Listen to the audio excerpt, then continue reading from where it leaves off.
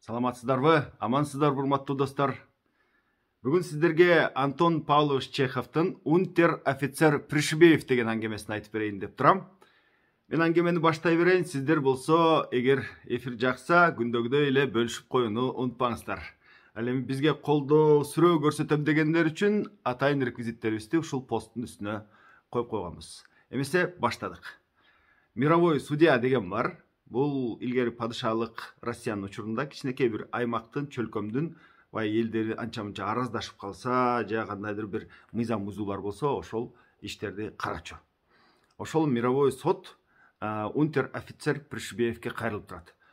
Унтер-офицер Пришибеев, сиз өткөндө урядник Жигинди, урядник деген бул ошол чөлкөмдүн полициясынын башчысы, ага кошуп волостной Аляпинди, баягы кыргызда болуш деп койчу элек го, мына ошол волостной, ага кошуп Соцкий Ефимовду, Соцкий деген баягы полицейскийде иштеген кичинекей кызматкер, андан сырткары Ивановду, Гавриловду дагы 6 кишиге ыдык көрсөтүп, алардын намысына шек келтиргениңиз үчүн айыпталып жатасыз. Буга эмне дейсиз?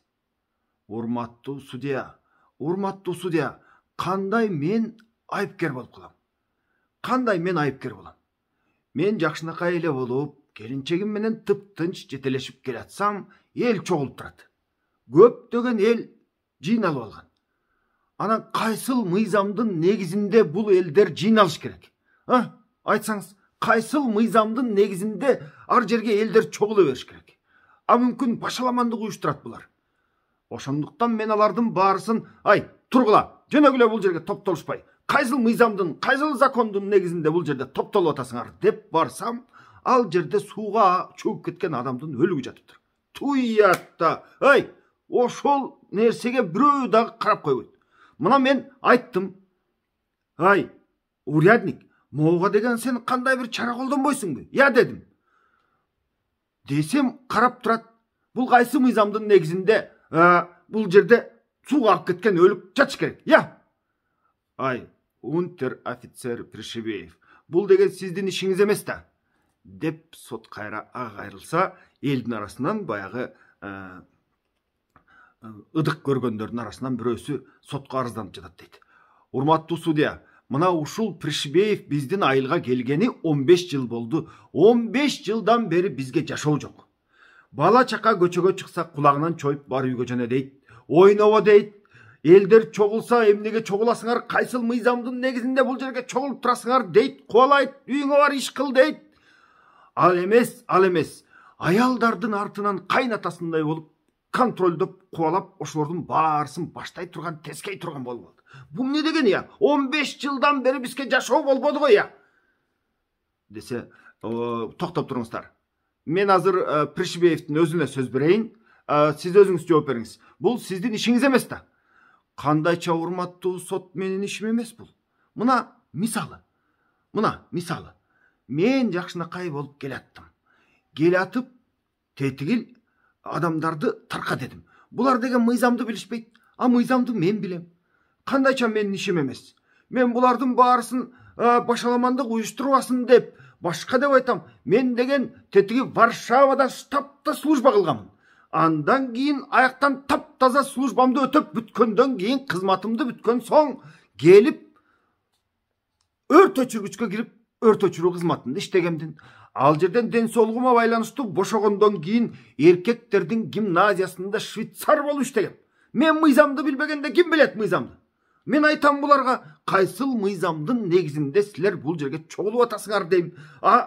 Ырдатпайт дейт, кечеде көчөдө бастырбайт дейт. Ыр дагы ишпи? Кечинде көчөдө баспай укташ керек үйгө барып, ырдаган адам дагы булау, ырдабай иштеш керек азыр. Ыр дагы ишпи? Мына ушундай. Урматтуу унтер-офицер Пришибеев, бул тартипти көзөмөлдөөчү атайын орган бар да. Ал жерде урядник деген бар, волостной деген бар, ал жерде Соцкий деген бар, деп судья баягы айылдык ошол жергиликтүү бийлик өкүлдөрүн санап баштаса, Пришибеев мынтип турат дейт. Мына, ушулардын баарысын сиз бир нерсени билет деп атасыз. Мына мен урядникке өткөндө мына ушул окуя болгон жерден айттым. Тетигил сууга чөгүп кеткен кишинин денеси бул жерде эмне жатат, я? Кайсыл мыйзамдын негизинде бул жерде жөн эле жатат да элдин баары муну карап турат? Мен айттым, үстүгө кабар бербейсиңби дедим, үстүгө жазбайсыңбы дедим. Десем мени карап тамексин чегип ырсайып кайра мени шылдыңдап карап турбайбы? Бул айтат, ошол жердеги становой приставка жазып койдум дейт. Становой пристав деген райондук милиция кызматы деген сөз да. Ошого жазып койдум дейт. Кандайча бул сен ошол кичинекей становой приставка жазып коесуң? Муну деген тетигил үстүгө жазыш керек, судьяга жазыш керек, следователь чакырыш керек. Бул өзү чөгүп кеттиби? Же болбосо муну чөгөрүп коюштубу? Же болбосо бул жерде кандайдыр бир кылмыш иши жаткандыр, я? Мен айттым, тетиги мировой судьяга мына сизге жаз дедим. Десем мени карап күлүп шылдыңдап атпайбы кишини күйгүзүп?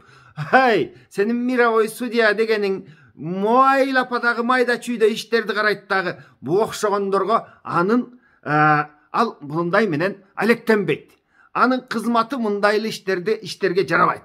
Ал мындай иштерди карабайт деп жатпайбы? Мына ошо жерде күйбөгөн жерим күл болуп, бул мыйзамды билбеген, бул эч кандай бир закон пакун менен иши жок немен деген анан кийин, ушундай кыжырым келип кеткен экен, күйүп кетпедимби? Анан кийин мен, конечно, деп баягы орусчага шуйдум. Ошентип анан кийин бул деген өзүнө көрсөтүшкө туура келди да. А мен илгери тетиги Варшавада штабта иштеп жүргөн учурда бу окшогондорду мындай бир же болбосо жана өрт өчүргүчтө, же болбосо жана гимназияда мен швейцар болуп иштеген учурларда мындайларды чакырып туруп, өзүм эле мыйзамдын баарын үйрөтүп койчумун буларга. А булар деген азыр ушундай болуп чыкпадыбы? Карабайсызбы? Тетигилердин баарысы жөнүндө менде жазып алганмын деп төш жөнтөгүнөн кагаз алып чыгат да, мына мен буларды түндө баспа десем болбойт, ырдаба десем болбойт. Мен айтып атышпайбы булар? Ырдайт деп бизди кубалайт үйгө, эл чогулса кубалайт деп атышпайбы? Булар деген түнкүсүн от чагып алып ырдаганды дагы азыр адат көрүп алышты. Менде бүт бар жазылуу. Мына Прохоров кечинде от жагып алып оттун астына отуруп алып ырдайт. Иш жок мында. Петров ырдайт. Ай жанагы Митрофанов деген ырдайт. Шустава деген жанагы неменин жесири, бул деген мыйзамсыз бирөө менен жашап жүрөт. Мунун баары менде жазылуу. Ал эми мынагу Серёчкин дегенби, ким эле жанагы деген ал таптакыр акмак. Ал деген өзү сыйкырчы, аялы болсо көрүнгөн кишинин үйүнө барып, түнкүсүн барып уюн саап кетет. Мына ушундай булар. Десе судья, ай токтоңуз. Мунун баарысы сиздин ишиңиз эмес. Мунун баарысын деген ошол жердеги тартипти көзөмөлдөп жаткан адамдардын иш. Кандайча урматтуу судья, кандайча мен тартипти түшүнбөймүнбү? Булар тартипти карабай жатса, мен карашым керек да. Деп дагы деле эч нерсе түшүнбөйт дейт. Сот ошентип унтер офицер Пришибеевди бир айга ошол элге ыдык көрсөткөн үчүн, тартип бузган үчүн бир айга түрмөгө кесип салды дейт. Ошондо да түшүнбөй, улуу урматтуу судья, бу кандай? Булар бийликке деген баш ийбей жатса, сизди айтсам сиздин бийлигиңизге, сиздин улуу урматтуу даражаңызга күлүп жатса, булар дегенди кандай бул? Я, булар кесилбейт да мен кесилемби деген бойдон түрмөгө кирип кетти дейт. Арадан бир ай өтүп, кайра түрмөдөн чыкса, чыгар менен эле көчөнү карап туруп чогулуп калган элдерге, ай, эмне чогулуп турасыңар бул жерге? Ушул силердин көчөдө чогулсун деген мыйзам барбы, я? Кайсыл мыйзамдын негизинде силер бул жерде турасыңар? Мүмкүн башаламандык кылам деп жатпагыла, я силер? Деп элди дагы деле тарбиялоосун токтотпой, кыйкырып өкүрүп басып кетти дейт. Мына ушундай Антон Павлович Чеховдун айрым ушундай бир элди башкаргысы келген, баягы бийликтин атынан сүйлөгүсү келген, бийликке жакын болуп алып, элдин үстүнөн бир мындай бир басмырлагысы келген, ушундай бир карапайым, караңгы адамдар жөнүндө жазган аңгемеси бар. Мен колумдан келишинче айтып бердим. Эгер жакса бөлүшүп коюңуздар. Кайрадан көрүшкөнчө аман туруңуздар.